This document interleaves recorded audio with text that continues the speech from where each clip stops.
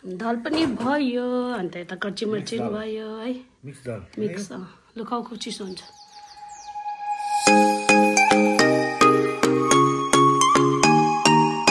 hello everyone welcome to my new day new vlog जो तपाईहरुलाई मैले के लिएर आएको छु भने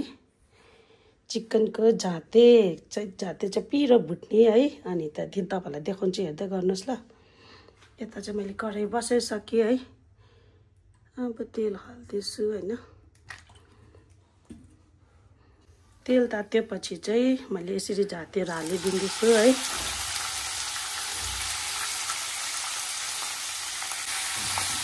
र सबै हालिसकेपछि एकछिन मजाले चलाइदिने है र एकछिन यसलाई छोपिदिउँ है र कतिको भन्छ है यसलाई छोप्दै चलाउँदै भुट्दै है मजाले भुटेर रातो रातो अब चाहिँ निकै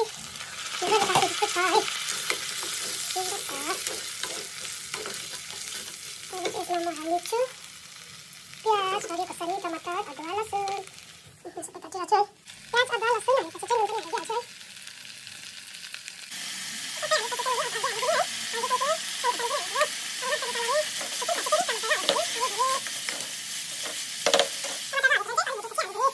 मजाले रातो भइसक्यो भुटेर है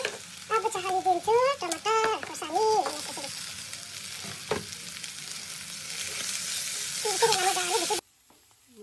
भुटिदियो है एक पिस तपाईँलाई मिठो लागेको लागेन हेर्दाखेरि खङ जस्तो देखेन हेर्नुहोस् त अब यता चाहिँ मैले दालको लागि कुकर रेडी गरेँ है तेल हालिदिएँ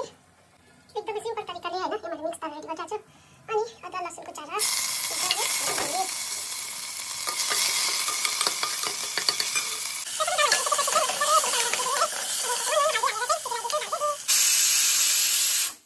अब हामी खानु लागेको है हामी रेडी दाल पनि भयो अन्त यता कच्ची मर्ची भयो है मिक्स दाल मिक्स लुकाउको चिसो हुन्छ स्पेसली यो चाहिँ मेरो बुढालाई बिचारा मेरो बुढा कमाउने बुढा हो नि त कमाउने बुढालाई त स्याहार्नु पर्यो नि त म त माफी हालिहाल्छु